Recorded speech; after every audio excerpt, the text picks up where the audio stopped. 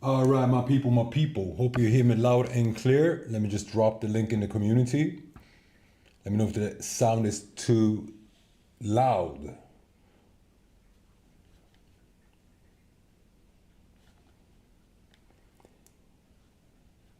So just a sec here. Just got to post it in the community. I got my people that need to get in here as well. All right.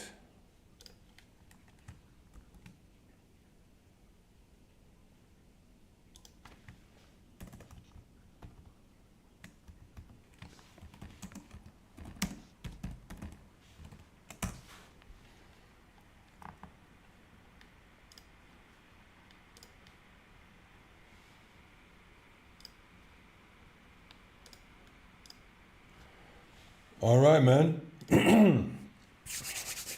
My people, my people. So, first and foremost, let me know if the stream or if the sound is good. Let me know if the sound is good. Mic check, mic check. 1, 2. 1 if it's good.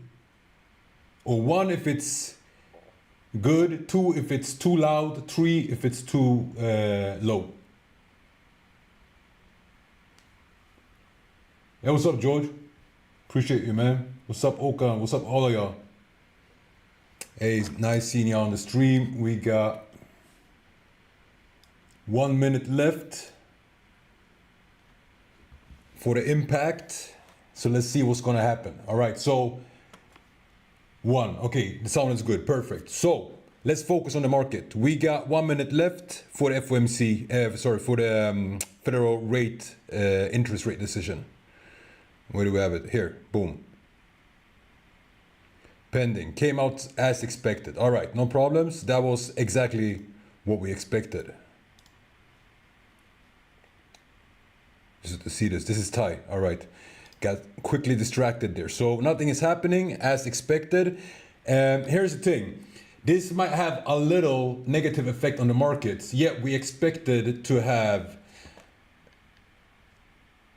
the interest rates unchanged. But why does this have a negative effect is because some people were hoping that Donald Trump would convince Jerome Powell to actually lower the interest rate, because Donald Trump really wants it. He has said it several times, but the Federal Reserve is a private entity. It's not controlled by the government. So Trump can't force the Federal Reserve to cut interest rates. And that is what just happened.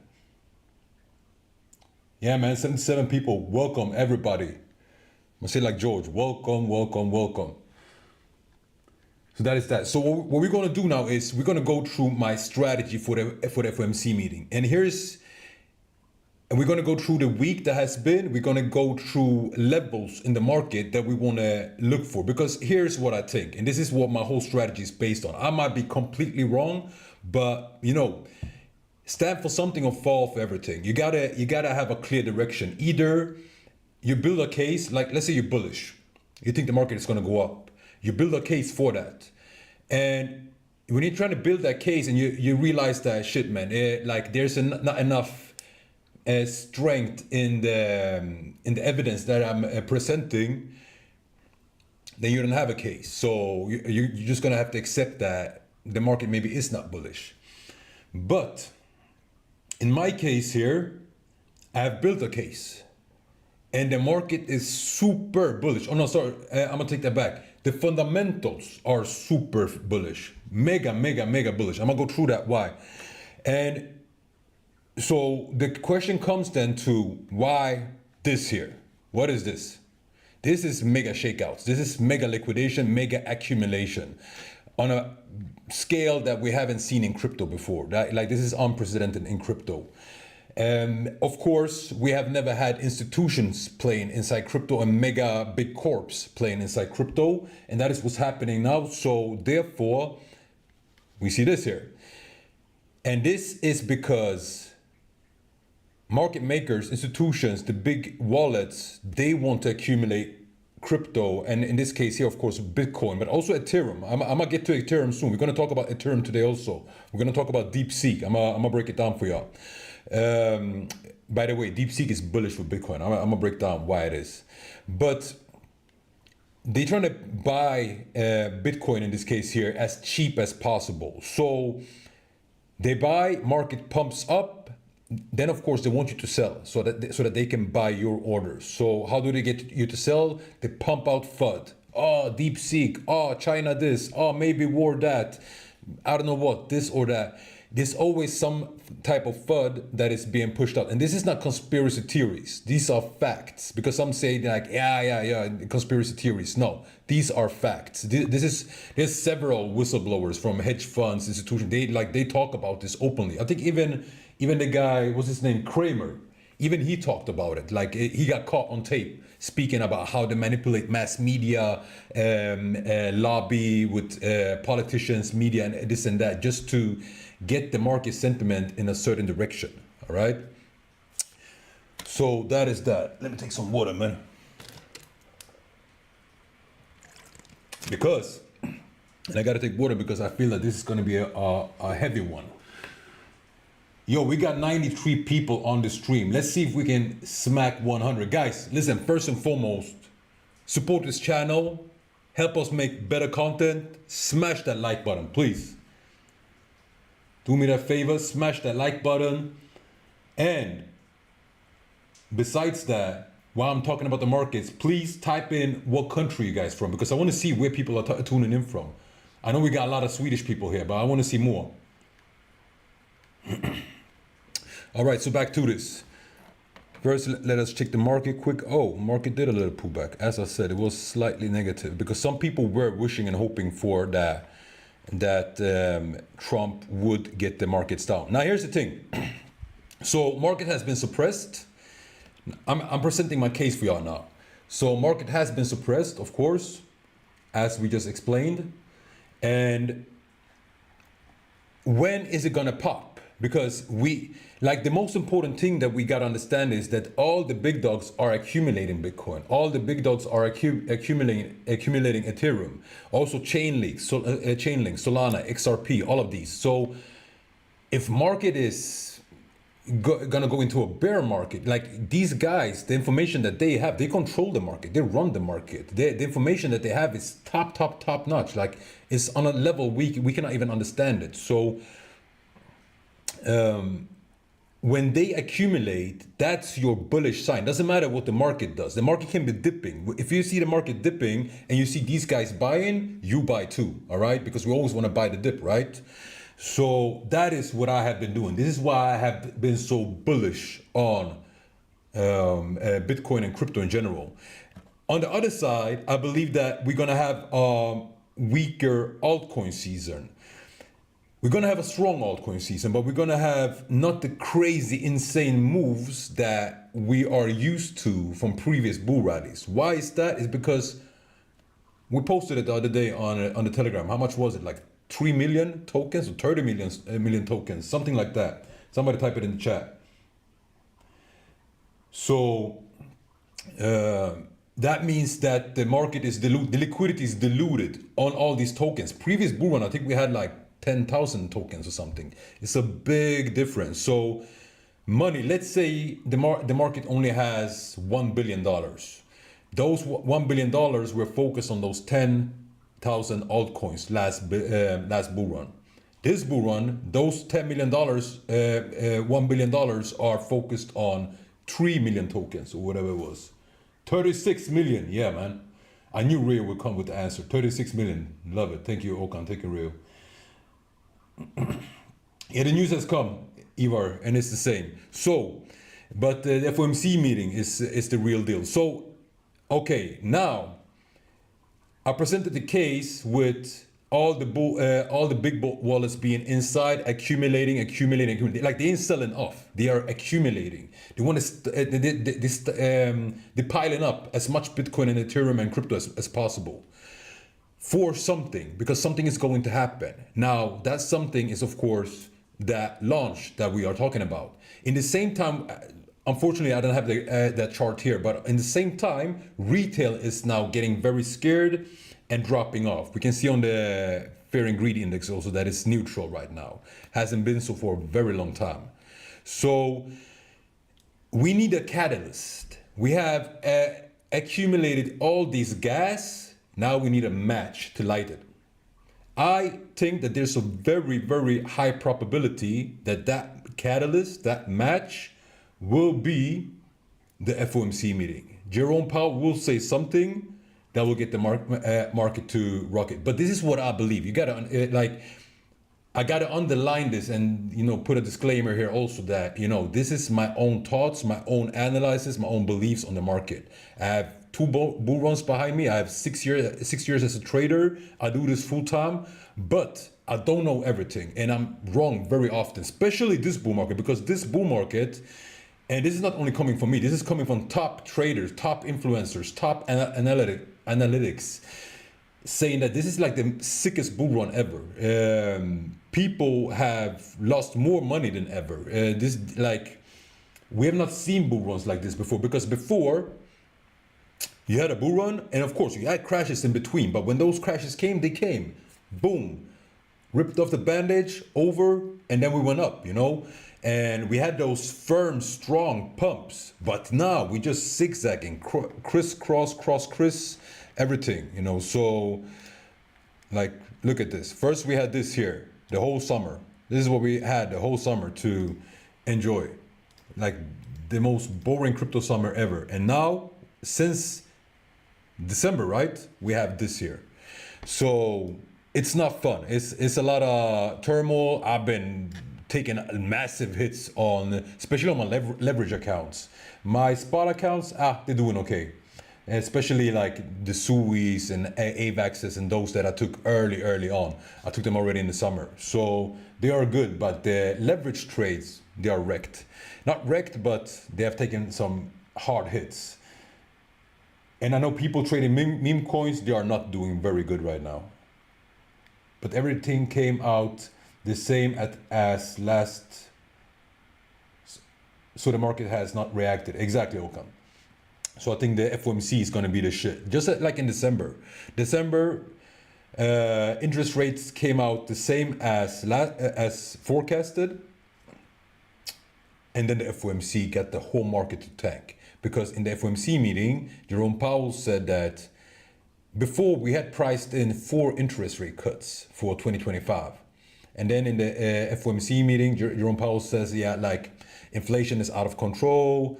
And not out of control, but not where they want it to be, this and that. So there probably won't be as much rate cuts. Very bearish for the crypto market. So the market reacted also heavily. And we took massive hits. That's when we started with a copy trading account. I remember that now. Shit, man. That was not fun. But we will redeem that. I see I got to move my video box. So you guys see me. I got the logo just in front of my face. All right, so I laid out the case now. Now I want to show you guys some things here. That's DeepSeek. We're going to get to DeepSeek. First, we're going to keep talking about Bitcoin and the whole crypto market. So me personally, I don't know if you see this picture. I think we are here. We had this mega pump, and now it's like a bear trap, trying to get everybody tight, trying to get everybody sell off the market. And so that these big dogs can scoop up, accumulate more from you, buy up your sell orders, and then we're going to get the blow off top. I think this blow off top is going to be until like May. We have this saying, May, go away. We will see what happens. And here's the thing. More and more companies, and when I say companies, I mean big companies, big entities, are accumulating Bitcoin heavily. Of course, on top we have MicroStrategy. I don't know if you guys can see this. It's a very bad picture. On top we have MicroStrategy and Marathon Digital. But yeah, man, it's more and more companies that are accumulating Bitcoin heavily. And here is the supply shock I've been talking about for ages now. This here, the purple line, represents the supply on the crypto exchanges. And the black line represents the price of Bitcoin. Look how low the supply is. And this is record low. Like you can even see from the last bull run. It's going to come to a point where you don't know where, or where the institutions and now governments also don't know where to get more Bitcoin from, and they're gonna have to do deals in between. But of course, like if there is 10 people that want pizza and I got one pizza, like I'm gonna maximize the profits on it, you know? Like, okay, you say $10 or you say $20, you say $30, like that is what trading is, all right? Bids. One more thing also, and it's like Robert Kiyosaki says, BlackRock is suppressing Bitcoin price so that whales can buy Bitcoin at under 100K. Yeah, they've been dumping off, but not only that, it's been, there's very heavy and reliable rumors circulating that they are putting sell options, I don't know what it's called, put options on Coinbase to suppress the price also. There's no hard evidence on it, but there's like a couple of reliable sources are saying that that is what's happening and that is what's going on. We got 16 minutes left to the FOMC meeting. When the FOMC meeting starts, I will close my camera and we will listen to it, because we got to hear, like, it's all in the details. So we got to hear everything it says. If there's something special, I will cut in between and explain my take on what he says, especially if it's bullish or bearish. All right, back to this. So, quick look at the market. It's doing okay. All right, so let's talk about the week that has been. We had DeepSeek that was released last week, and I think it was released in the same time of President Donald Trump's inauguration. It was like a slap in the face for Donald Trump. And basically what it is ChatGPT, just as good as ChatGPT, if not even better, but it's free and it's open source. ChatGPT is closed source, this is open source, and it's developed on $5.5 million, as you can see here. Nvidia alone reportedly lost up to 500 billion in market value. Now that was not what I wanted to say. I wanted to say that it took 2 months and it took $5.5 million to develop DeepSeek. While ChatGPT by OpenAI cost, I think it was $2 billion. So $1 billion, that's 1,000 millions. This costed 5.5 million. ChatGPT was $2 or $3 billion. So it's a very, very, very big difference. And that makes China super competitive. Like, here's the thing. You got to understand that one of the biggest exports for United States of America is tech. And they have always prided themselves of being ahead in tech. And AI, of course, is like, it's going to revolutionize. It's already revolutionizing the world. It's already flipping the world on its head. It's changing everything, right? It's going to be like, I think it's going to be, I'm pretty sure it's going to be a bigger change to the world than internet was and then crypto was. So, and some people say bigger than electricity also. So, of course, if you know that there's a sector, an industry that is that good or that important, you want to have as much control over it as possible. And the United States has definitely been the dominating factor in the AI industry, and has bragged and basically mocked China for like not keeping up. Boom. DeepSeek comes out and just slaps the United States in the face. And especially Trump that wants to make United States an AI capital. So this was a hard blow. Now, here's the thing. I have some notes here and I will read them for you. Why? Because it's important. Because a lot of people think that this is bearish for crypto, and it's not. It's bearish for the US tech market. And the reason why Bitcoin and crypto took such a dive that day was because of this one. Nasdaq took a major dive, nosedive. And that was because Bitcoin is considered to be in the tech sector. So when tech stocks go down, especially NAS 100, BTC and crypto usually goes down as well. So that was that. Now, here's the thing. DeepSeek alone is not bad for crypto. It's quite the opposite. It's bullish for crypto. I'm gonna explain why. AI, what does it do? It lowers the prices of goods. Why? Because it lowers the manufacturing cost. This is why a lot of people are afraid to get laid off and stuff like that from their jobs. So what AI does is it drives massive deflation. Deflation is when prices go down. Now, DeepSeek accelerates that inflation because it creates competition in the market. Falling prices shrink GDP. All right, gross domestic product. Shrinking GDP needs a boost from the central banks. When the GDP of a country, when the economy goes down, the central bank needs to inject liquidity to boost the economy. How do they do that? By printing money. And yeah, so Boost is printing money. Plus, on top of this, Trump wants US to be an AI capital. Now with the competition from China, he needs to boost the AI sector. How does he do that? More money printing. Now, why is money printing good for crypto? Because printed money, easy money, cheap money, like I've explained a couple of times, is risk sectors like crypto loves it. Let's say it like that. People love to use cheap money to bet on risky assets. 11 minutes left. So that is why AI and DeepSeek development in AI, competition in AI is good for crypto. Now, it might not be good for the world or the global economy. That's a whole different thing.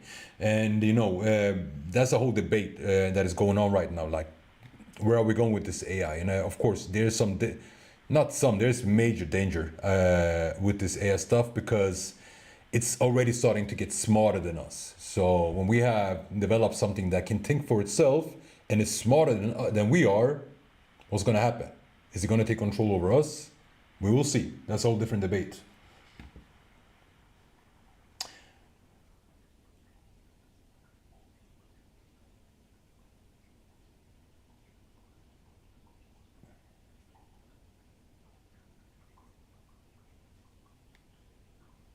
I said gains. Okay, interesting. I will check that out.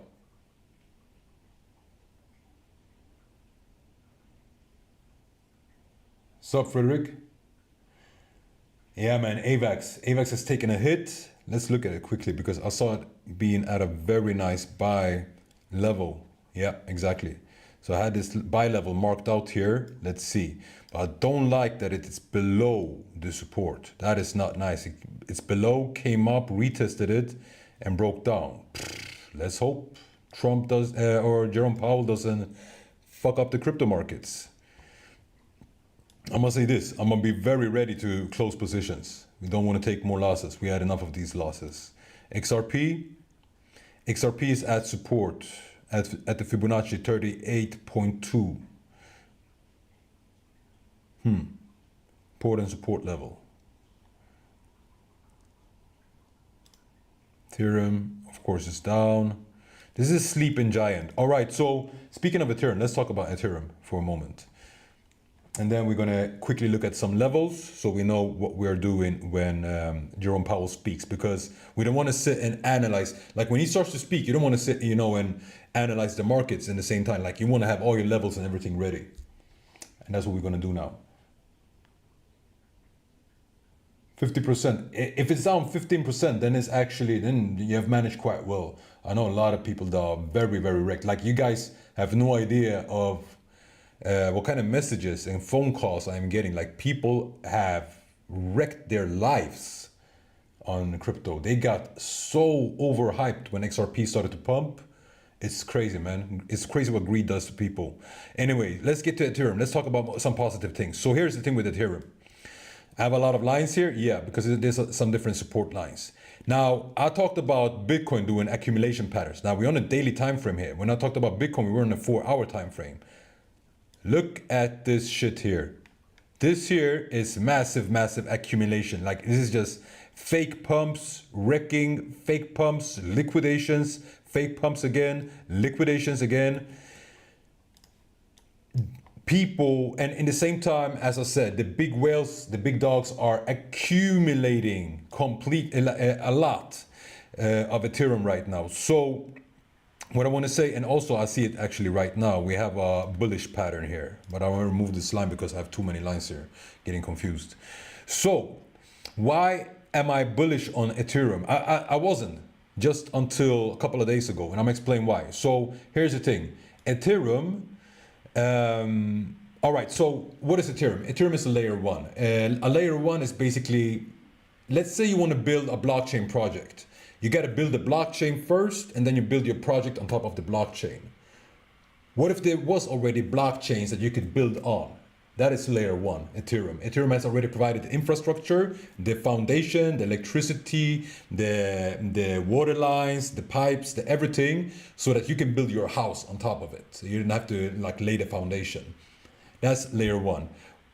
Which are the competitors? Layer ones are Ethereum, it's AVAX, it's Solana, the biggest competitor, ADA, SUI. There are a couple of them. The biggest competitor is Solana, for example. What is the difference between Ethereum and Solana? Solana is much faster and much cheaper to do transactions on. But there's a big but in this, a big Colombian but. And that is that Solana is centralized, or it's very centralized. It's decentralized, so to say, because it runs on a network, but most of this network is controlled by one company. So they have a dashboard where they basically can flip the switch and, you know, I don't know, cut you off the network and so on. So Ethereum, on the other hand, and so SUI is the same. ADA is not. ADA is very decentralized. Ethereum is totally decentralized. Like I would say maybe even more than Bitcoin, because not as much people are holding big wallets of Ethereum as they do with Bitcoin, like BlackRock, for example, MicroStrategy, and so on. They are not single big holders on Ethereum in the same way. So Ethereum is the safe place to build on. Let's say, for example, you're going to build, you have to build an infrastructure on the blockchain for your government. You don't want to risk that a company cannot control what's going on the government, right? So you have to build it on something that is totally decentralized, that is distributed on a network. That is Ethereum. So most of these real world assets will be built on Ethereum. And as you guys know, real world assets is the sector of crypto that it's going, I don't want to say dominate, but it's going to be one of the dominating sectors. I would say real world assets and AI will be the dominating sectors this boom, or are already the dominating sectors. So as soon as these real world asset tokens or projects starts to launch off for real on Ethereum, that is when you're going to see Ethereum skyrocket. So Ethereum is a sleeping giant. This one is just sleeping and it's waiting to boom. And how I found out about this was I started to investigate because I was curious. I was thinking like, hey, why are Trump, BlackRock, and all of these big dogs accumulating Ethereum so heavy and the price just sits there? Then there's another thing. When the SPA ETFs launch the staking feature, that will also boost the Ethereum price a lot. All right? We have 4 minutes until the FOMC meeting. So I will look at the chat for a quickie and just make sure that everything is straight. I got to look over my positions as well. I can do that when we're live.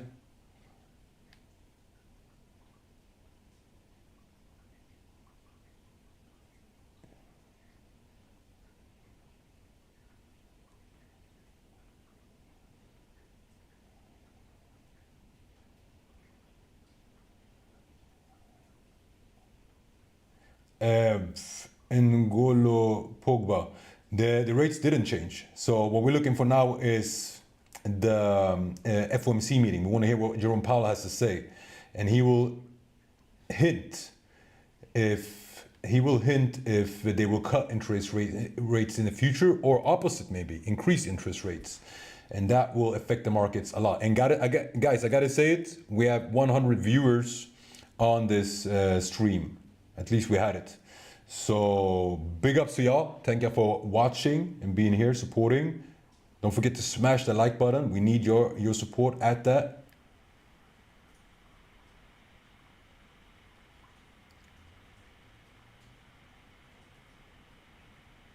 They're buying because they know that the future is Bitcoin. They're buying because they know that the future is cryptocurrency, Parham. So that's why they're buying. Like, you always follow the trail of the money, you know. So if they are buying, you are buying. If they are accumulating, you accumulate. If they are selling, you sell. And that is most often how you know that the bear market is closed. That is when you start to see like bigger wallets dumping off. When it's getting close to there, we're gonna do a different thing that we did last bull market that was actually really efficient.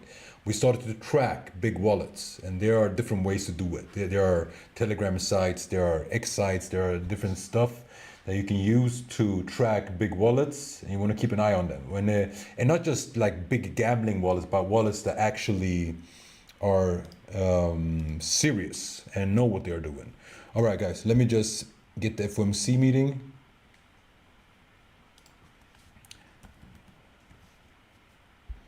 One second, let me prepare this for you. I'm gonna look at the charts in the same time.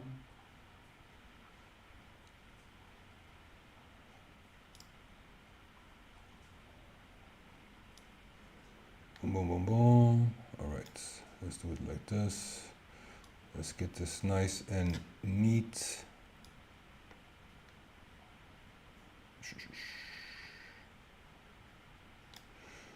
All right. That should do it. We are going to look at Bitcoin. We're going to keep our eyes on Bitcoin. We're going to zoom in on the, let's say 5 minutes. Damn. Yeah, like I said, that was a little bit bearish for BTC.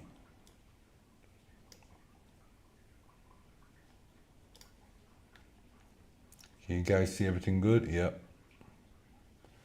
So we're about to start. I'm gonna put, let me know when he talks. Give me a 1 in the chat if you can hear him good. And let me know if I gotta make the volume louder. He hasn't started speaking yet.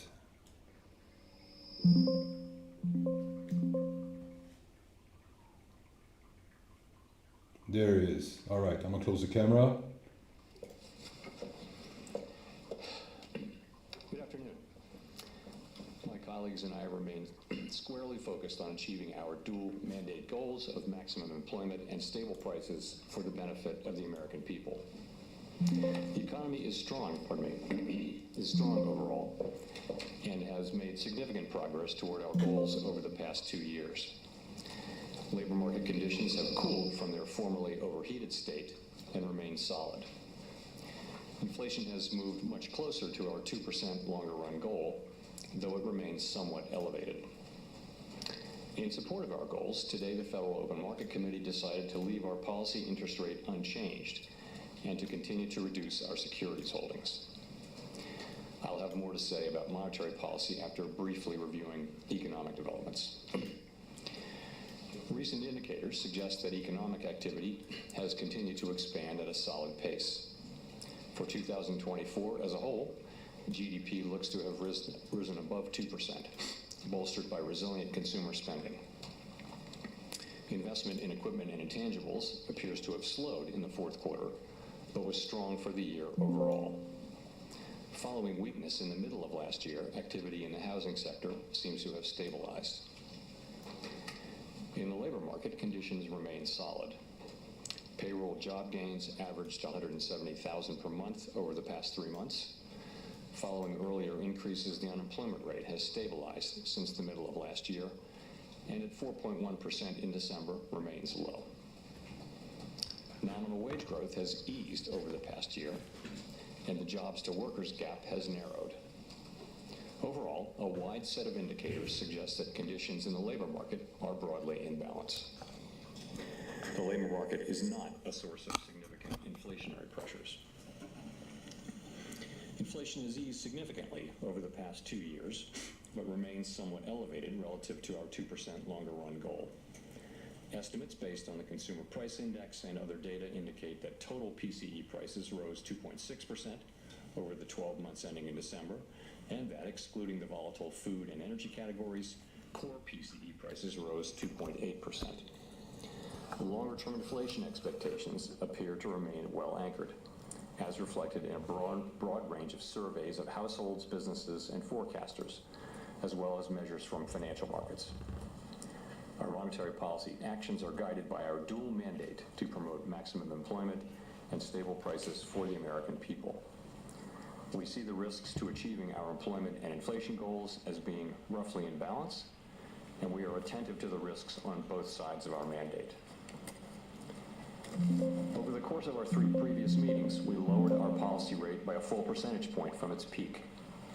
That recalibration of our policy stance was appropriate in light of the progress on inflation and the rebalancing in the labor market. With our policy stance significantly less restrictive than it had been, and the economy remaining strong, we do not need to be in a hurry to adjust our policy stance. At today's meeting, the committee decided to maintain the target range for the federal funds rate at 4.25% to 4.5%. We know that reducing policy restraint too fast or too much could hinder progress on inflation. At the same time, reducing policy restraint too slowly or too little could unduly weaken economic activity and employment. In considering the extent and timing of additional adjustments to the target range for the federal funds rate, the committee will assess incoming data, the evolving outlook, and the balance of risks. We're not on any preset course. As the economy evolves, we will adjust our policy stance in a manner that best promotes our maximum employment and price stability goals. If the economy remains strong and inflation does not continue to move sustainably toward 2%, we can maintain policy restraint for longer. If the labor market were to weaken unexpectedly or inflation were to fall more quickly than anticipated, we can ease policy accordingly. Policy is well positioned to deal with the risks and uncertainties that we face in pursuing both sides of our dual mandate. As we previously announced, our 5-year review of our monetary policy framework is taking place this year. At this meeting, the committee began its discussions by reviewing the context and outcomes of our previous review that concluded in 2020, as well as the experiences of other central banks in conducting reviews. Our review will again include outreach and public events involving a wide range of parties, including Fed Listens events around the country and a research conference in May. Throughout this process, we will be open to new ideas and critical feedback, and we will take on board lessons of the last 5 years in determining our findings. We intend to wrap up the review by late summer. I would note that the committee's 2% longer run inflation goal will be retained and will not be a focus of the review. The Fed has been assigned 2 goals for monetary policy: maximum employment and stable prices. We remain committed to supporting maximum employment, bringing inflation sustainably to our 2% goal, and keeping longer run inflation expectations well anchored. Our success in delivering on these goals matters to all Americans. We understand that our actions affect communities, families, and businesses across the country. Everything we do is in service to our public mission. We at the Fed will do everything we can to achieve our maximum employment and price stability goals. Thank you. I look forward to your questions. Now is the press conference. Now is the real talk. From CNBC. Mr. Chairman, at a event in Davos, or to Davos anyway, the president said he'll demand that interest rates drop immediately. So I guess I have a 3-part question. Has the president done this to you? Has he made that demand? Secondly, what is your response to that? And third, what effect, if any, does a president making these kind of remarks have on policy? Listen, this is important. 3 questions. I'm seeing it really as one question, though. So I'm not going to have any response or comment whatsoever on what the president said. It's not appropriate for me to do so. The public should be confident that we will continue to do our work as we always have, focusing on using our tools to achieve our goals and really keeping our heads down and doing our work, and that's how we best serve the public. Can you just comment on whether he's physically communicated his demand to you? I've had no contact. Thanks. Nick Timmeros, The Wall Street Journal. Chair Powell, you and several of your colleagues said around the time of the last meeting that your policy stance was meaningfully restrictive. Given economic and financial market developments since then, how has your confidence changed in an assessment that says interest rates are meaningfully restrictive? I don't think that my assessment really has changed. I mean, a couple of things have happened. We've gotten more strong data, but we've also seen rates move up at the long end, which could represent a tightening in financial conditions. I think if we look back over the past year or so, we can see that policy is restrictive. If you look at the effect of high rates on interest-sensitive spending, for example, in housing, and if you look at the achievement of our goal variables, we're seeing the economy move toward 2% inflation, and this is bullish. Moved largely to maximum employment. So we literally look at the movement toward the goal variables to make that assessment. Now, policy is meaningfully less restrictive than it was before we began to cut. It's 100 basis points less restrictive, and for that reason, we're going to be focusing on seeing real progress on inflation, or alternatively some weakness in the labor market before we consider making adjustments. If I could follow up, does the economy here warrant meaningfully restrictive interest rates? And would you judge interest rates to still be meaningfully restrictive if you were to lower them by another quarter point? So I think our policy stance is very well calibrated, as I mentioned, to balance the achievement of our two goals. We want policy to be restrictive enough to continue to foster further progress toward a 2% inflation goal. At the same time, we don't need to see further weakening in the labor market to achieve that goal, and that's kind of what we've been getting. The labor market has really been broadly stable. The unemployment rate has been broadly stable now for 6 months. Conditions seem to be broadly in balance, and I'd say you look at the last couple of inflation readings and you see we don't overreact to two good readings or two bad readings, but nonetheless the last couple of readings have suggested more positive readings. So I think policy is well positioned. Hey, he's saying some bullish stuff now, guys. Gotta read between the lines. Toby Smith with the New York Times. Chair Powell, how should we interpret the removal of the line from the statement that inflation has made progress towards the 2% goal? Is that no longer the case? No. So let me look. If you just look at the first paragraph, Right. we did a little bit of language cleanup there. We took out a reference to since earlier in the year as it related to the labor market, and we just chose to shorten that sentence. Again, I mean, if you look at the sort of intermediate data, was good, and there was another inflation reading, I guess, just before the December meeting. So we've got two good readings in a row that are consistent with 2% inflation. Again, we're not going to overinterpret two good or two bad readings, but this was not meant to send a signal. Other than this, you can take away from all of this that we remain committed to achieving our 2% inflation goal sustainably. And just to follow up, we've seen inflation expectations across a number of measures rise sharply, which has in part been linked to tariff concerns. But there's also been this encouraging data that you mentioned in terms of CPI and rent indices. So how would you characterize concerns about upside risks to inflation across the committee, especially those tied to policies related to the Trump administration? Well, I'd say you see expectations moving up a little bit at the short end, but not at the longer end, where it really matters. And those could be related to what you mentioned, some of the new policies. I think where the committee is very much in the mode of waiting to see what policies are enacted. We don't know what will happen with tariffs, with immigration, with fiscal policy, and with regulatory policy. We're only just beginning to see, and actually are not really beginning to see much. And I think we need to let those policies be articulated before we can even begin to make a plausible assessment of what their implications for the economy will be. So we're going to be watching carefully, and as we always do, this is no different than any other set of policy changes at the beginning of an administration. We'll patiently watch and understand, and kind of not be in a hurry to get to a place of understanding what our policy response should be until we see how it plays out.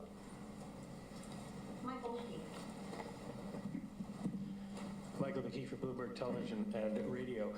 You and your colleagues normally condition future policy moves with the phrase, if the economy develops as we anticipate. Is it fair to say that since there's a lot unknown about what this administration's fiscal policies are actually going to be, that you don't have a medium to long-term economic forecast that you can have confidence in? Or if that's not true, can you lay out what you think is going to happen in the economy, how you see it developing?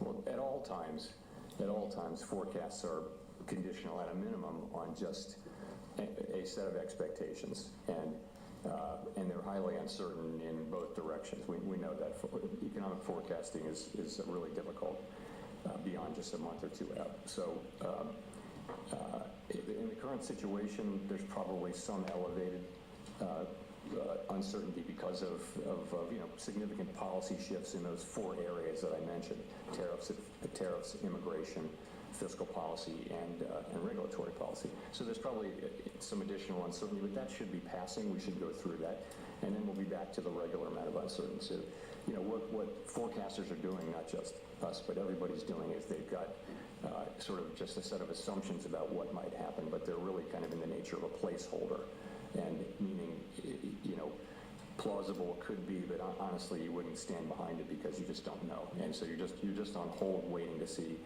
what comes down. It's a very large economy, and policy is affected at the margin, but we're going to wait and see. If I can follow up, the idea that you feel that policy is restrictive suggests that the Fed in general wants to continue to lower interest rates. So when you look at the data that you are dependent on, are you looking for data that tell you that you can cut, or data that will tell you you should hold? We're looking. It's more the other. The way it works is we are looking at the data to guide us in what we should do, and that's what we do. And right now, we feel like we're in a very good place. Policy is well positioned. The economy is in quite a good place, actually, as well. And what we do expect is to see further progress on inflation. And as I mentioned, as we see that, or if we were to see weakening in the labor market, that could foster.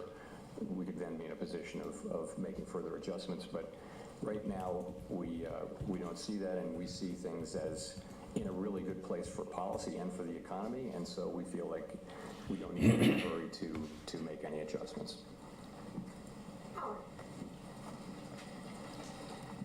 Howard Schneider with Reuters. Market retested previous resistance and support. It's good. You said, quote, throughout my career in both public and private sectors, I've seen that the best and most successful organizations are often the ones that have a strong and persistent commitment to diversity and inclusion.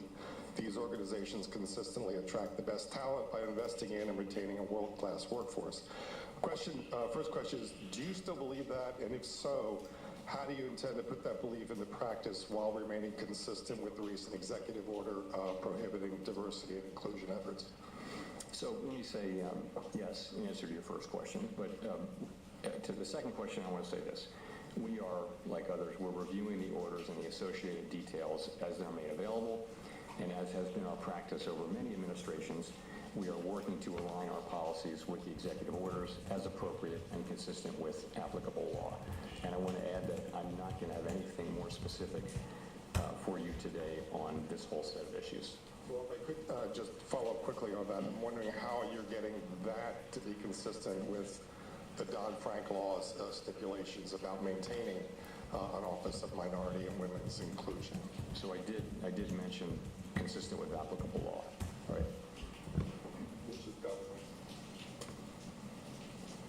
Elizabeth. Thanks so much. Elizabeth Folsey with ABC News.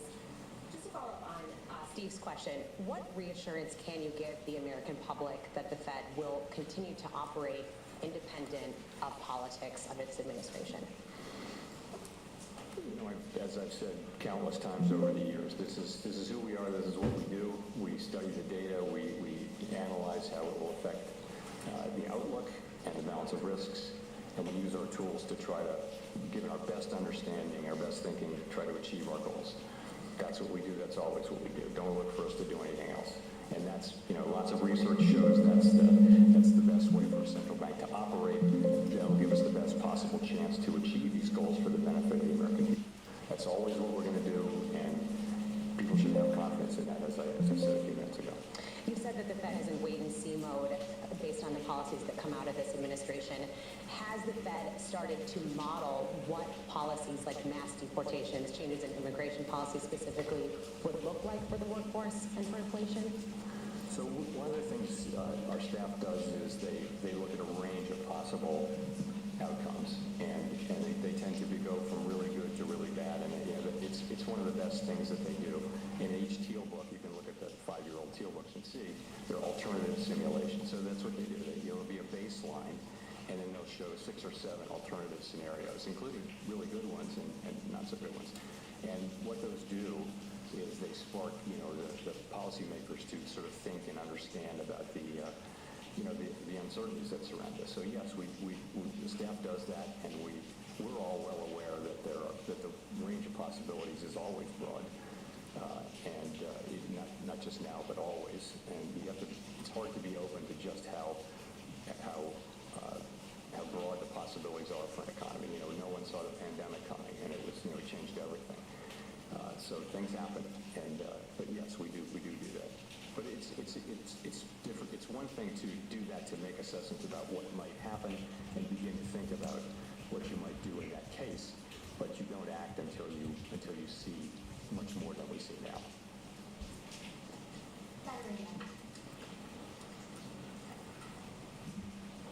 Katerina Saraiva, Bloomberg News. Last month you talked about a future rate cut as being pretty, significantly predicated on more progress in inflation. With the characterization of the labor market in the statement today, would you say that that's even more so the case now? I'd say it's the same. We want to see, further progress on inflation. And, the story's there. We're just going to have to see the data. At the end of the day, it comes down to 12-month inflation, because that takes out the seasonality issues that may exist. And, we're just going to need to see that. We think we see the pathway for that to happen. One example, a key example, is that you now do see owner's equivalent rent and housing services, the way it's calculated for PCE. You see that coming down pretty steadily now, and that's the place where most of the remaining gap is. In addition, a big part of the overrun, as you will know, Bullish. is from non-market services, which don't tend to send much signal. So you can look through all that and think, okay, then we seem to be set up for further progress. But being seen to set up for it is one thing, having it is another. So we're going to want to see further progress on inflation. But remember, we're not, we're under 2%, but our goal is 2%, and we do mean to get back sustainably to 2%. And That was a bit bullish. The labor market, how is that broadly, you said a broad set of indicators show that it's in a pretty solid place. Were there broad agreement on that? There's been a few underlying indicators that are showing perhaps some weakness, a low hiring rate, workers reporting that it's increasingly difficult to find a job. Is that of concern to the committee? So you're right. We look at, of course, a very broad range. And so it starts with unemployment, with the unemployment rate, employment participation, wages, job quits, so people quitting, that kind of thing, the ratio of vacancies to unemployed. We look at all those things, and you put your finger, though, on it's a low hiring environment. So if you have a job, it's all good. But if you have to find a job, if the job finding rate, the hiring rates have come down, and that's more typical of let's say that the unemployment, that the labor market is at a sustainable level. It's not overheated anymore. We don't think we need it to cool off anymore. We do watch it extremely carefully. It's one of our 2 goal variables. But I'd say we watch those things quite carefully. But nonetheless, overall, look at the aggregate data in the labor market. The labor market does seem to be pretty stable and broadly in balance when you've got an unemployment rate that has been pretty stable now for a full half a year. Bullish. He's seeing some bullish stuff here. Thank you, Mr. Chairman. Edward Lawrence with Fox Business. On employment, you said there's a broad range of possibilities, but last September you said, quote, "We understand that there's been quite an influx across the borders, and that has actually been one of the things that's allowed unemployment rate to rise. Now that the flow of the border has slowed and we're seeing deportations, how do you expect the unemployment rate to react?" So what's happening is that the flows across the border have decreased very significantly, and there's every reason to expect that to continue. But job creation has come down a bit too. So, if those two things come down together, that sort of can be a reason for the unemployment rate to stabilize. In other words, the break-even rate, as population growth slows, the break-even rate that you need in new jobs to make jobs for workers declines as well. So that seems to be something about what's happening. You do see a very flat unemployment rate at a time when you've seen significant declines. I want to ask you about Fed employment. I know that tax money is not used here, but Elon Musk alleges that the Fed is, quote, absurdly overstaffed. We've seen the executive branch push to reduce the federal workforce. I just want to get your reaction. We run a very careful budget process. We're fully aware that we owe that to the public, and we believe we do that. I've got no further comment than that. Thanks. Chris Rugaber at Associated Press. President Trump has said he will lower inflation by reducing gas and energy costs. Do you see such costs as a particular driver of inflation, and would lowering them have a dramatic effect? Chris, I'm not going to react or discuss anything that any elected politician might say. So I'll give you a mulligan. Okay, thank you. Well, nearly 2 weeks ago, the Fed said it was withdrawing from the network for greening the financial system, even as we have significant wildfires in Los Angeles doing billions of dollars in damage. And of course, the NGFS, as you know, is a group to talk about how the financial system could address climate change. Many commentators did see the timing as political. Why did you leave that organization? It's a little bit bullish, Sure. slightly bullish. So we considered this, really at length, and we did decide to withdraw from the NGFS.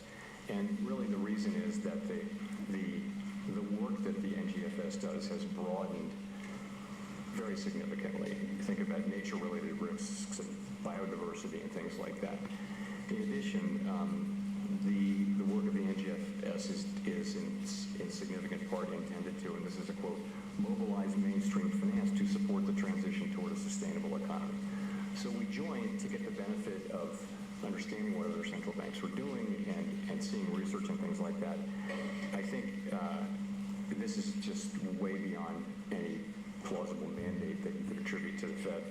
And so we have a quite narrow role, as I've said many times, and I think that the activities of the NGFS are not a good fit for the Fed, given our current mandate and authority. So, and I just think it was time to acknowledge that, this process dates back, thinking about it dates back a couple of years. I made the decision to bring this to the board, some months ago. The process just took time to get here, and this is when we got it and voted on it. So, and I'm aware of how it can look, but it was really not driven by politics. It was driven by kind of a disconnect between the work of the NGFS and our mandate. Other central banks have different mandates and belong to the NGFS. We have no criticism of them, but it just isn't, it's not right for the Fed.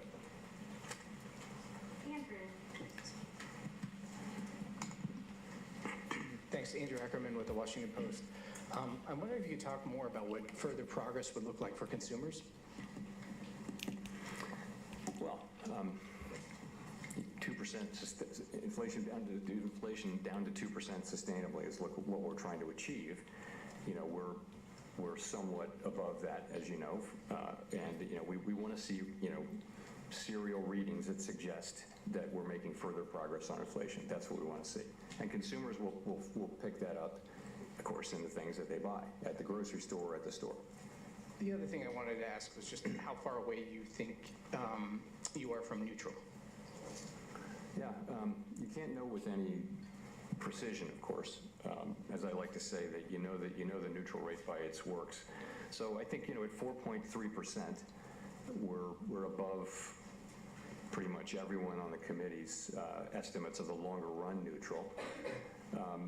I think our eyes are telling us that our policy is having the effects on the economy. That's really the question we ask. You can consult models, empirical models, theoretical models.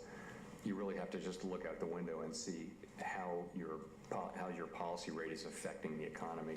And I think we see that it's having meaningful effects in bringing inflation under control. It has helped bring the labor market into balance as well. So that's what we think. I would say we're meaningfully above it. I have no illusion that anyone knows precisely how much that is. But not knowing that and having cut 100 basis points means that it's appropriate that we not be in a hurry to make further adjustments. Victoria. Victoria Guido with Politico. So as a general matter, when it comes to executive orders and OMB memos, do those always apply to the Fed, sometimes, never, or do you just often voluntarily comply? What is the legality there? So it's been our practice, as I mentioned, to work to align our policies to those that are mentioned in the executive orders, and I'm just going to leave it at that. As I mentioned, I'm not going to go any deeper than that or get into any deeper into this set of issues today. Claire. Claire Jones from the Financial Times. Two questions, if I may, on tariffs. Well, first of all, we've seen global trade wars before, notably in 2019, last time around, but then we were in a very different place on both inflation and growth.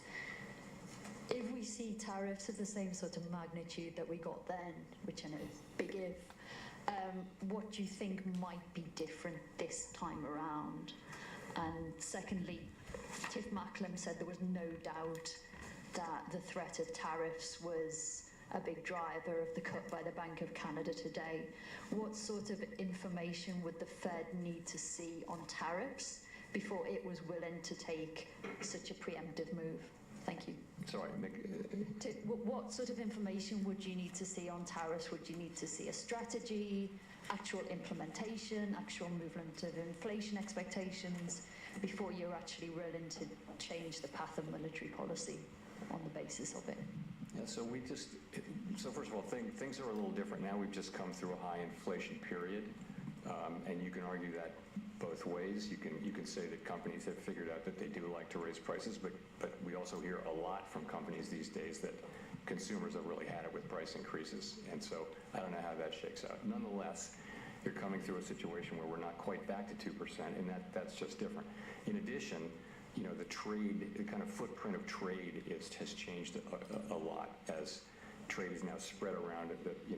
It's not as concentrated in China as it was. There's a lot more manufacturing. It moved to Mexico and other places.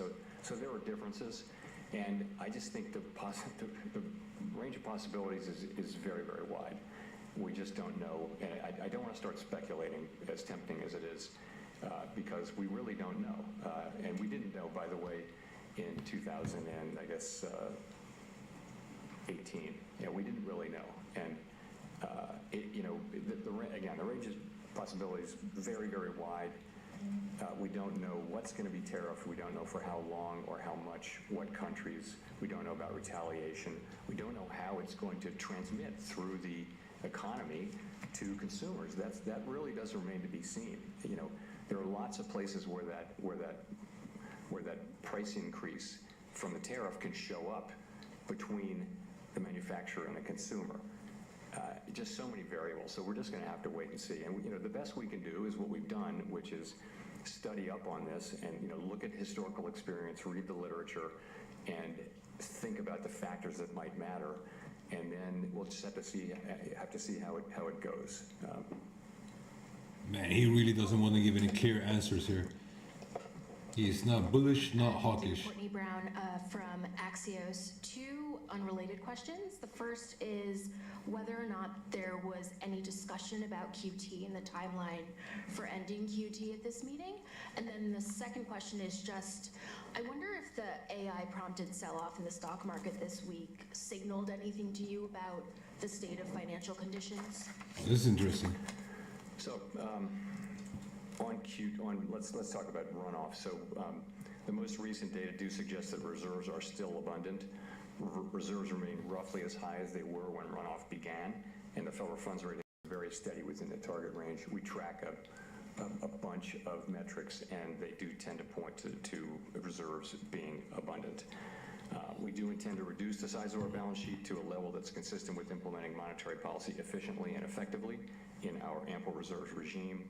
we're closely monitoring a range of indicators to assess conditions, and that should provide signals whether reserves are approaching a level that could be judged as, quote, somewhat above ample.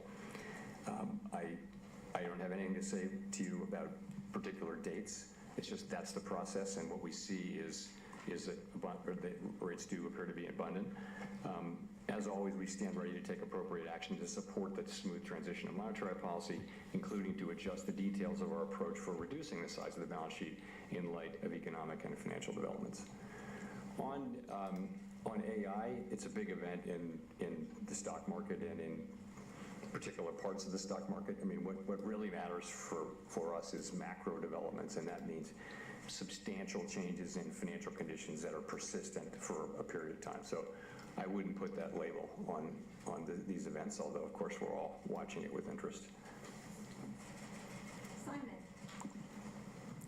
Simon Urbanovich with The Economist. Thank you. You mentioned in your remarks that activity in the housing sector seems to have stabilized. At the same time, since your first rate cut in September, long-term mortgage rates have gone up by a full percentage point, back above 7%. I'm wondering, kind of looking forward, are you confident that activity will remain stable given how elevated mortgage rates are? How does it fit into your broader thinking about the economy? So, as you know, as we've reduced our policy rate 100 basis points, longer rates have gone up, not because of expectations, not principally because of expectations about our policy or about inflation. It's more a term premium story. So, and you know, it's long rates that matter for housing. So, I don't think I think these higher rates are they're probably hold back housing activities to some extent if they're persistent. We'll have to see how long they persist. So. You know, we control an overnight rate. Generally, it propagates through the whole family of asset prices, including interest rates. But in this particular case, it's all happened at a time when, for reasons unrelated to our policy, longer rates have moved up. Jennifer.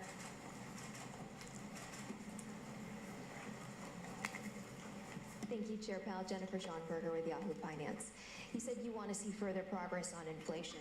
Given that households appear to be unhappy with the elevated level of prices, do you believe the committee should wait until inflation has fallen back to target to cut rates again? No, I wouldn't say that. We've never said we need to be all the way That's at good. target Come on. to reduce rates. At any time, what we're doing is we're looking at the economy and asking whether our policy stance is the right one to achieve maximum employment and price stability. So I think if we would want to see further progress, but we think our, as I mentioned, we think that our policy stance is restrictive, meaningfully restrictive, not highly restrictive, but meaningfully restrictive. And so I would think we need to see further progress. I wouldn't say all the way back down to 2% on a sustainable basis, although we'd love to see that, of course, and we will. And a separate question for you on tariffs. Curious whether the threat of tariffs and not knowing whether they could stick or not creates uncertainty for business here in the United States and could cause them to pull back, ultimately weighing on growth. Does the threat of tariffs cause you to ponder your growth forecast? You know, I want to avoid commenting even indirectly on the conduct of tariffs. You know, it's not our job, and it's not our job to comment on the moves that people make. So I wouldn't want to criticize anything that's happening or really comment on it one way or another, praise it for that matter. It's just not our job. I do think that, you know, we found in 2018 there was a lot of work done on trade policy uncertainty. Trade policy uncertainty, if it's large and persistent, can start to matter for businesses making investment decisions and things like that. That's not something I'm observing today. It's very early days for this, but I think that did matter in 2018-19, and it's one of many things we'll be watching. Matt.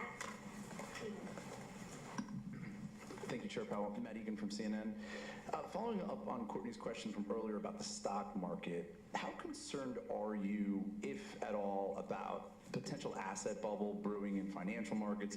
How do relatively high market valuations factor into considerations about potentially lowering interest rates further? Is that something that's in the back of your mind? So we look from a financial stability perspective at asset prices generally, along with things like leverage in the household sector, leverage in the banking system, funding risk for banks and things like that. But it's just one of the four things asset prices are. And yeah, I'd say they're elevated by many metrics right now. A good part of that, of course, is this thing around tech and AI.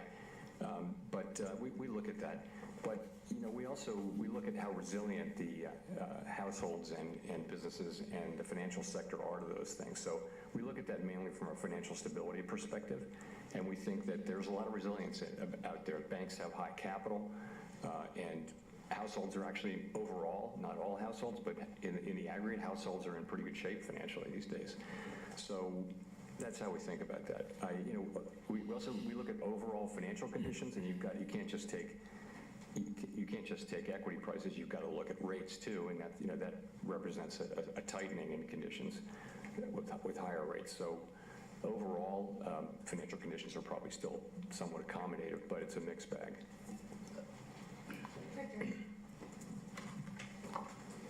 Hi, Chair Powell. I'm Richard Escobedo with CBS News.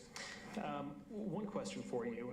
This month's statement notes that unemployment is stabilized at a low rate and that the labor market is solid. You walked through some of what's driving this, but I wonder what risks you see that might challenge your assessment. Well, the things we discussed earlier, one is if there's a low hiring rate. And so that if there were to be a spike in layoffs, if companies were to start to reduce headcount, you would see unemployment go up pretty quickly because the hiring rate is quite low. So that's one thing we look at. I think it's worth pointing out that for lower income households, they're under significant pressure. And in the aggregate, the numbers are good, but we know that people at the lower end of the income spectrum are struggling with costs. And really, it's high inflation for the basics of life. It's not so much the inflation now, it's the price level, because inflation has raised prices. Inflation is now much closer to target, but people are really feeling that. But you know, overall, this is a good labor market. You're at 4.1% unemployment. That's just a really good level, and you've been solidly there now for 6-7 months. And job creation is pretty close to a level that will hold the unemployment rate there. Given that, you know, there'll be much lower population growth. One more question. Some of the uncertainty around immigration policy, in your assessment, is that making it harder for businesses and the Fed to plan going forward? You know, we hear anecdotal reports, but I don't see it. There's nothing in the data yet on that. But you hear that kind of thing about construction, for example, and you know, businesses that are dependent on immigrant labor are saying that it's suddenly gotten harder to get people. But you don't see that in the aggregate data yet. But yes, you hear it anecdotally.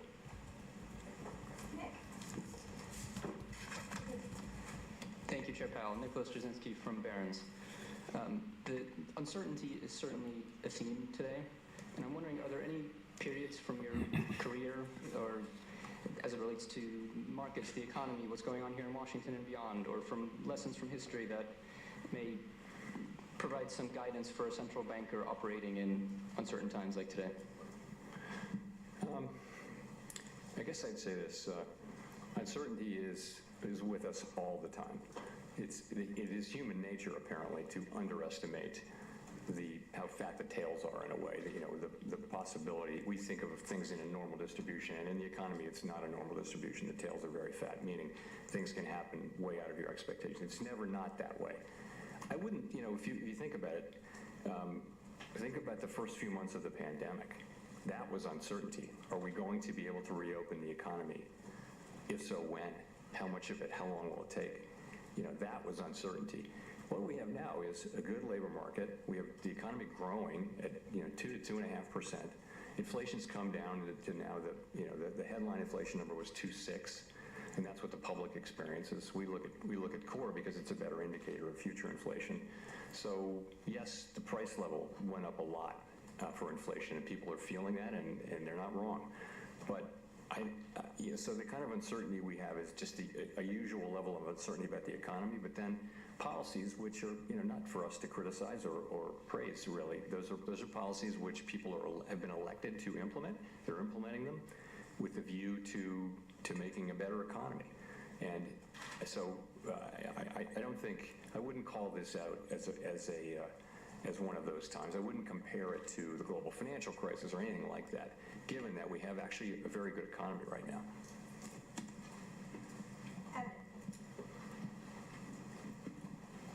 Evan Reiser with Market News International. Chair Powell, is a March cut still on the table? And then additionally, are you looking to see this is interesting. expected data on inflation to cut? Or are you looking for inflation data that roughly aligns with the current forecasts? So, as I mentioned, the economy's strong, the labor market's solid, downside risks to the labor market appear to have abated, and we think disinflation continues on a slow and sometimes bumpy path. That tells me, and the other members of the committee, the broad sense of the committee actually is that we don't need to be in a hurry to adjust our policy stance. Your second question was? Whether or not you need to see better than expected inflation data or just inflation data that roughly aligns with your current forecasts? You know, it's one of those things, we'll know it when we see it, but more the expectation is that we will make continued progress. And, you know, that's what we want. We'll know it when we see it. It's going to have to be something that isn't just idiosyncratic. You're going to want to see, you know, continued progress with housing services inflation. You're going to want to see inflation behaving in a way that builds confidence that we are really making progress. That's what it's going to be. And I mean, is that better than our expectations? We expect to see that. It's just a question of when.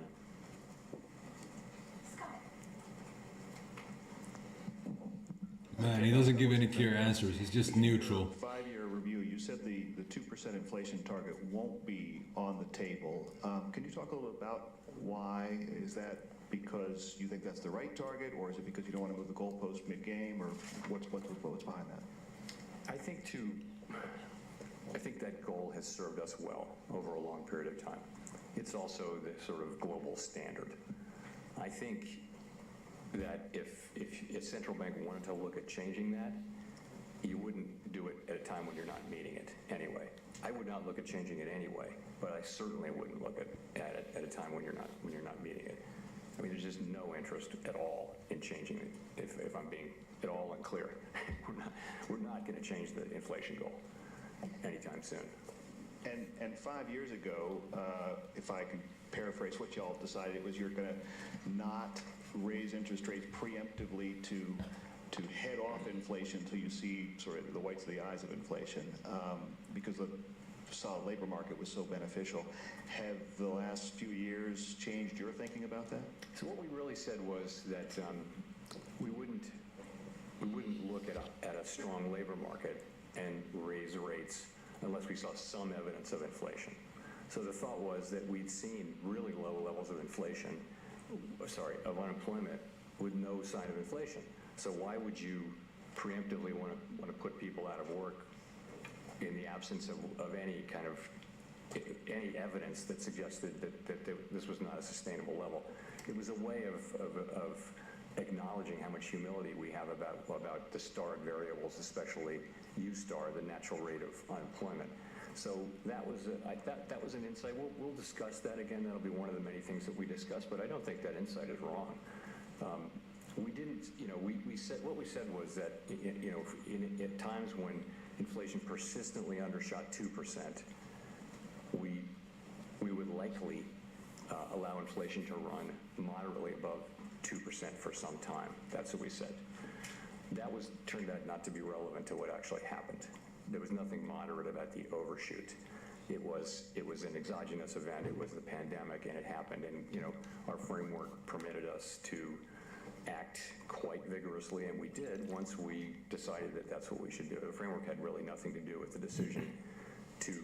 We looked at the inflation as transitory, and right up to the point where the data turned against that. And when the data turned against that in late 21, we changed our view and we raised rates a lot. And here we are at 4.1% unemployment and inflation way down. But the framework was more irrelevant than anything else. That part of it was irrelevant. The rest of the framework worked just fine as we used it, as it supported what we did to bring inflation down. Let's go to Mark for the last question. Hello, Chairman Powell. Mark Hamrick with Bankrate. As you know, in the annual report from the Financial Stability Oversight Council, among the risks outlined is cryptocurrency. Can you talk about those risks now? And regarding individuals and households, perhaps distinct from the concern about the financial system, do you worry that speculation in this unregulated asset class could hurt their financial well-being, or do you think it has a place in a household's portfolio? Come on, I'll speak. So our role with Bitcoin really is to look at, with crypto, really is to look at the banks, and we think it's, banks are perfectly able to serve crypto customers as long as they understand and can manage the risks. And it's good. sound as many of a good number of our banks, right, that we regulate and supervise do that. It is good, bullish. The threshold has been a little higher for banks engaging in crypto activities, and that's because they're so new. And we don't want to make the mistake. If you're making a choice to conduct that activity inside a bank, which is inside the federal safety net with deposit insurance, then you want to be pretty sure that it's a safe and sound activity. So, we're not against innovation, and we certainly don't want to take actions that would cause banks to, to terminate customers who are perfectly legal just because of excess risk aversion, maybe related to regulation and supervision. So it's completely different. He flipped.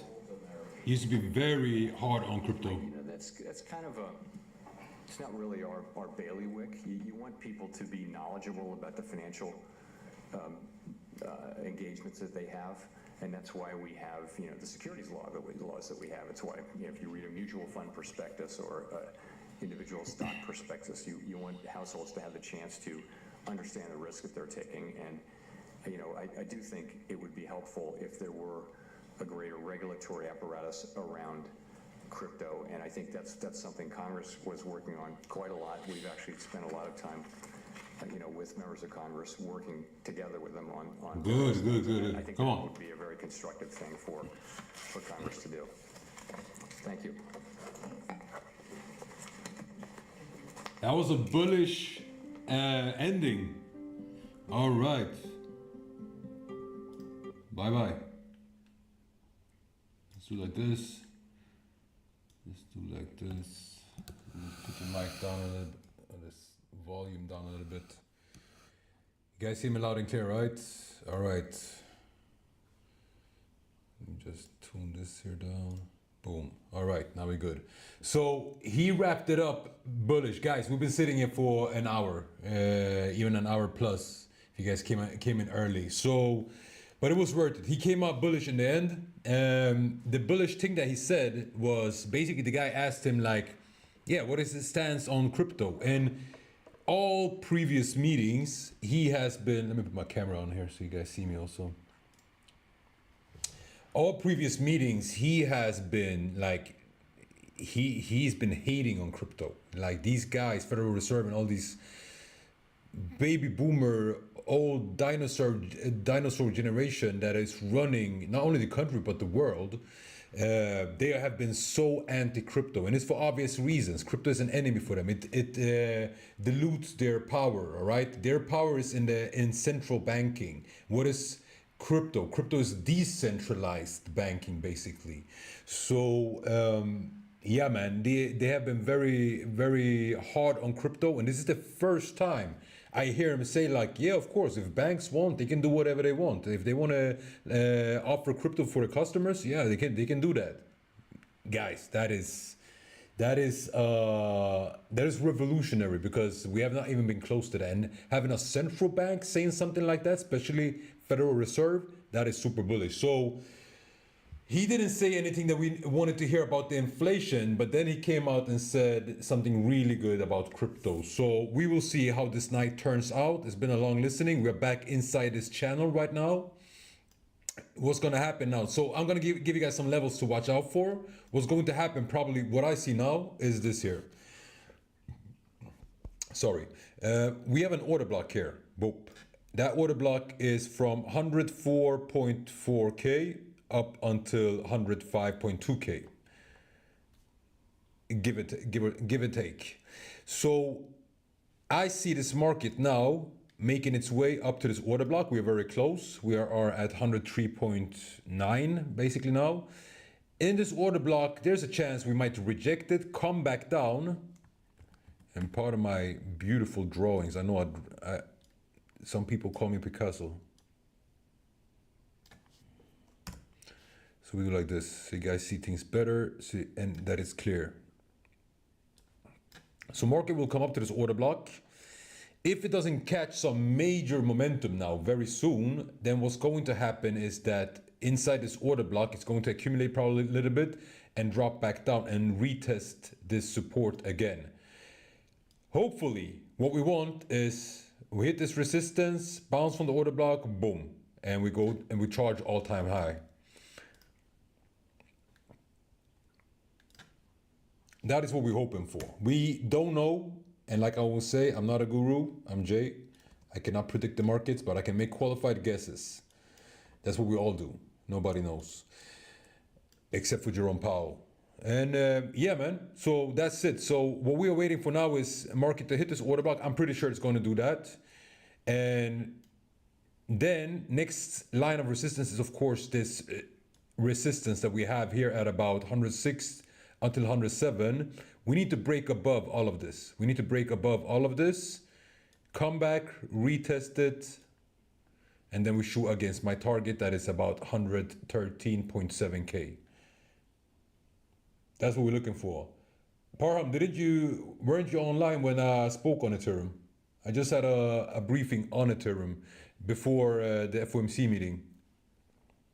Just to go through it quickly so you understand, because you're regular here on our streams.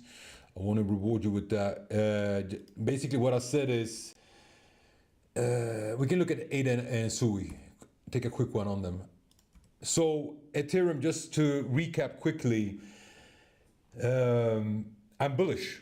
It's a sleeping giant. I'm very sure that it's a sleeping giant and it will explode. Why? Because these real world assets projects that are being built right now, that is a new thing. Like real world assets is basically governments, institutions, real estate, the stock market, commodity markets, all of that will be tokenized and moved into real world assets sector. So those will be built on Ethereum. Why? Because Ethereum is a truly decentralized blockchain. Solana, Sui, all of these are semi-decentralized, and Solana is actually very centralized, which means it's a company that controls majority of the network. The blockchain is the network. They control the majority of it, and they are going to, and they can, if they want to, flip the switch. So it means they control the market. So you don't want to build something important like a government infrastructure on centralized blockchain. You want to have it on a decentralized blockchain. That's the whole purpose of decentralization. So yeah, market is bullish. We just got to go quickly and see this thing here. Yeah, man, we love this. So let's see if it does what I said. It's going to face some resistance here, most likely, but it seems to have a lot of momentum right now. Let's see if this momentum can make it break through. ADA and SUI, quick ones, all right? Let's start with ADA. Nice. Same thing here, order block. We zoom out completely because honestly, I haven't looked at ADA for a couple of days now. So I want to see what's happening here. All right, cool. So ADA had a run a couple of, like 2 months ago. Yeah, November, exactly. So it had a run, October, November, boom. Hit 1.32. After that, same thing that I've been talking about, you know, Bitcoin, Ethereum, or whatever. Accumulation, liquidation, fake pumps, liquidations, fake pump, bear trap, bull trap, bear trap, bull trap, and here we are. So I think same thing like with Ethereum, ADA is preparing for a major move. And that move is going to be major. It has a lot of catch up to do. Its all-time high is at 3.97. So, sorry, 3.097. So it's basically 3.1. And we are at 0.95 right now. So we have like 3x's till we reach all-time high. I think we're going to reach all-time high. I'm pretty sure of that. I spoke on the decentralized nature of Ethereum. It's the same thing with Cardano. And by the way, I forgot to mention on the Ethereum Parham, I forgot to say that also, you know, we always follow the big money, and the big money is buying a lot of Ethereum. So that's that. Yes, but after meeting, anything changed? Yeah, so yeah, I just said it. So after this meeting, what has changed is that Federal Reserve is bullish on crypto and slightly more dovish on the interest rate, slightly. So I think we're going to see we might see an interest rate cut in March. If so happens, wow, nice, beautiful. Let's see, but let's hope we don't have to wait until March to see that real bull rally explode. So ADA, right now, I think it's getting ready to make a major move. That's what I'm seeing for ADA, just to summarize it. I think it's getting ready to do a major move. It has been squeezing against this resistance here, creating higher highs. And I think it's about ready to pop out anytime soon. We're just waiting for that major breakout for Bitcoin so that altcoins can follow along. SUI is at a very beautiful buy opportunity. I took one on the copy trading account this morning, but I closed it because I didn't want to be over leveraged to the meeting. We had a beautiful, beautiful buy opportunity here on this last dip. This is the DeepSeek AI crash that was on Monday morning, or actually Sunday to Monday night. And yeah, the buy opportunities now. So even like this looks a lot, but this is nothing. This is 6.7%. It's something, but still low. I gotta say this, speaking on SUI, I gotta say that I'm mega bullish on SUI. Yesterday, I have to do a video on SUI. SUI has so much going for it, and it's so many steps ahead. I used to say that about AVAX, right? I used to talk about AVAX being in front, being steps ahead when it comes to these layer one projects and stuff. But SUI is on a whole another level. SUI is what they're developing is basically like they're changing the whole game. They are early into Web3 gaming, AAA gaming, just like AVAX, but they do it on a whole different, in a whole different way. And they are going to be a dominating factor in that field. And that field, the gaming field inside crypto, will be a very dominating field. We're talking about billions and billions of dollars. So SUI has a lot going for them. And I think SUI is definitely at a good buy opportunity where it is right now. This is a very good buy opportunity. As you see, it has hit a key level multiple times. So yeah, it doesn't mean that it cannot dip down and take out these wicks. But it is a good buy opportunity. If it dips down, you want to buy more. But I don't think so. I think we have hit local bottom. I think this whole retrace here for an all-time high down here, 35%. I think that's good enough of a pullback. And XRP, BTC, I already spoke on it. We can finish with BTC one more time, but let's talk about XRP. Everybody's favorite, all right? Let's remove this here. So, we had this channel marked out here. Same thing, accumulation, liquidations, accumulations, mega liquidation, and then boom, we broke above, retested again actually, so double bottom, and wicked below, liquidated. I think, like, looking at these alts, like all of them look ready to pop. All of them look ready to move. And this is what makes me also think that they are going to pop. One that I'm mega bullish on, I have to just say this one quickly. So XRP, just to summarize, it's good. I'm bullish on this one. I will most likely call out this trade in the Telegram channel. So guys, if you're not in the Telegram channel, link is in the description box below. Make sure you join it. That's where I call out the trades. This one, I will probably call it out if it doesn't pump too much before I have the chance to do it. I have to take a closer look before I do it because I don't want to call out a fucked up trade, but it looks quite okay where it is right now. And I don't think it's going to come and retest. these lows here again. I have to give you guys a gem. I will give you guys a mega gem. Virtuals. How many of you are invested in virtuals? How many of you know what virtuals is? Give me a 1 in the chat if you know virtuals. Guys, this is a gem. This one, don't sleep on it. I've been talking about I lost my words. AI agents, sorry. I've been talking about AI agents and how important they are. Like, ever since I said it, I realized even more how important they are. AI agents will change this world. AI will change this world, but nice con. But AI agents will be the first ones to do it. They will be like our personal assistants helping us with different stuff. They already are. They're the ones making people jobless. But right now what's happening is not that you don't get jobless because of AI. You get jobless because of somebody that is using AI. So the thing now is, if you want to be in the forefront in anything you do, run a company, do business, trading, be a good accountant or whatever you do in your work, you want to figure out how you can implement AI and AI assistance to help you, to streamline your work, to make your work more efficient and profitable. That is where we're going. So Virtuals is a marketplace for AI agents. It's a marketplace where you can also make your own AI agents. I recommend getting there. Virtuals. Let's look if we can find it. Because you like what I'm giving you guys now is a major gem. If you don't know about it, you got to know about this. This is where you're going to make money. I have a trade on Virtuals. It's running really good. It's on Bybit. We don't have it on BitNX. We're taking basically all our trades on BitNX.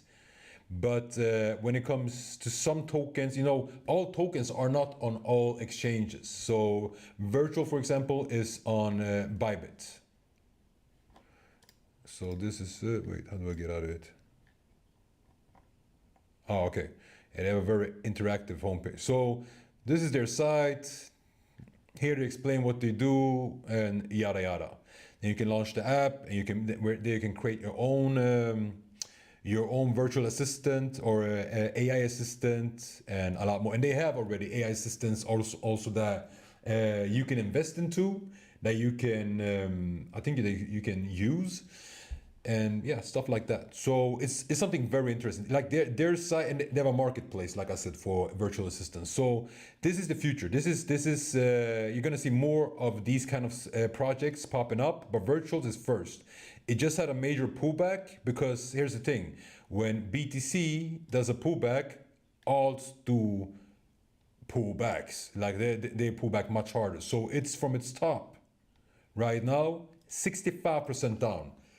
Major discount. Trust me, this thing is going to fly.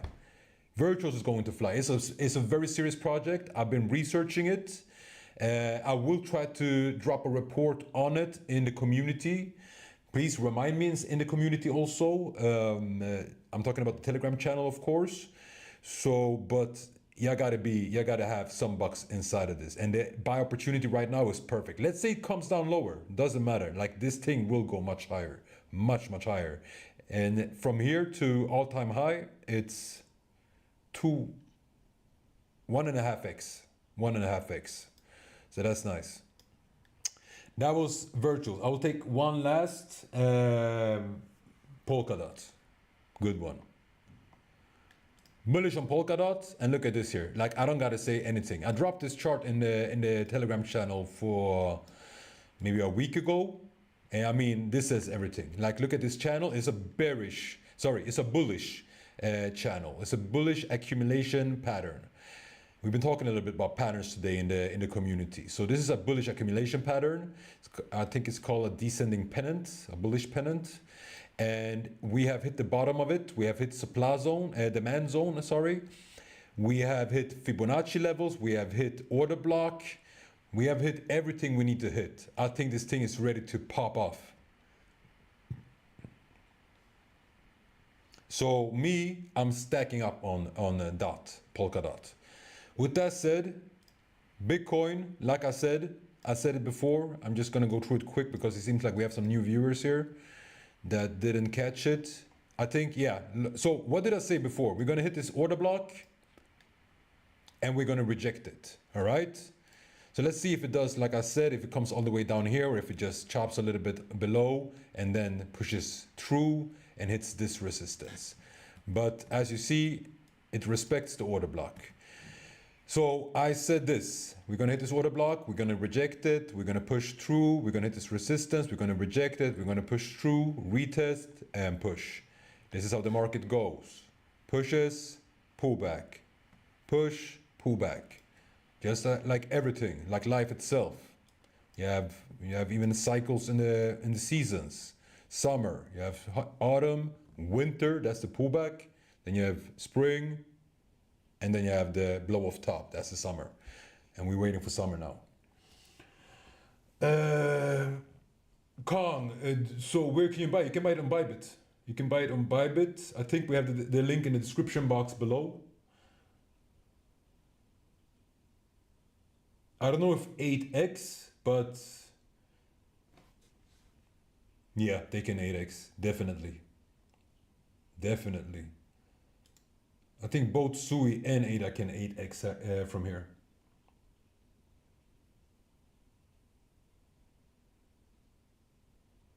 I don't know about Avanza, George.